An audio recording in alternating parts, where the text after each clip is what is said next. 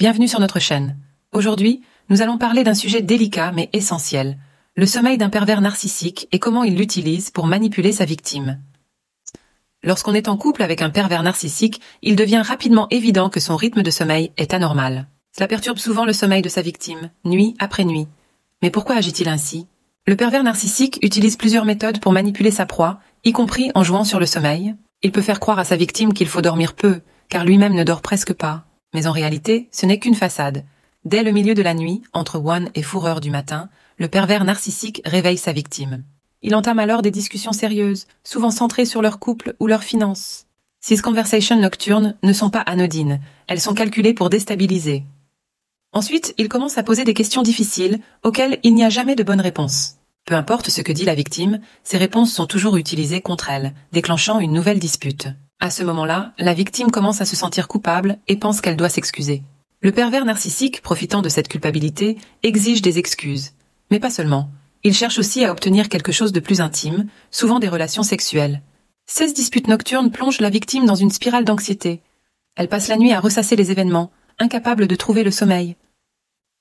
C'est une technique de manipulation puissante, car plus la victime est épuisée, plus elle devient facile à contrôler. Avant de continuer, n'oubliez pas de vous abonner à la chaîne, de nous suivre et de donner un like pour que ce contenu puisse atteindre plus de personnes qui en ont besoin. Le pervers narcissique sait bien que priver sa victime de sommeil est un moyen efficace de prendre l'ascendant sur elle. Mais il ne répète pas cette technique chaque nuit. Au contraire, il laisse planer l'incertitude, rendant la manipulation encore plus insidieuse. Ce comportement apparaît souvent lorsque la relation semble s'améliorer, renforçant ainsi l'emprise du pervers narcissique. En CE, qui concerne son propre sommeil, le pervers narcissique a un besoin paradoxal. Malgré son désir de perfection, il prétend souvent dormir très peu, voire pas du tout. Cependant, cette image qu'il renvoie est fausse.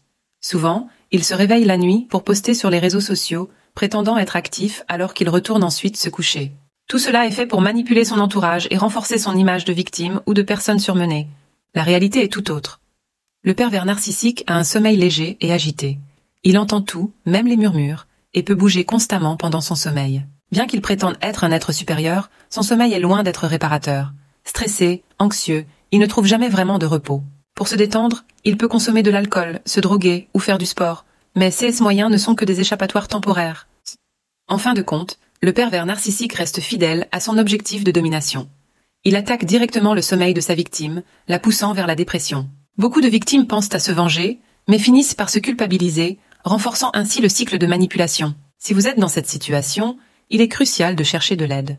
Parfois, le soutien d'un psychologue est nécessaire pour sortir de l'emprise d'un pervers narcissique. Avant de conclure, pensez à vous abonner à notre chaîne, à nous suivre et à donner un like pour que ce contenu puisse atteindre plus de personnes en besoin d'aide. Pour finir, si vous avez besoin de conseils ou de coaching, rendez-vous sur perversenarcissique.org. Ne restez pas seul face à ce type de manipulation. Obtenez l'aide dont vous avez besoin pour vous libérer et reconstruire votre vie. Merci d'avoir regardé cette vidéo et à bientôt sur notre chaîne.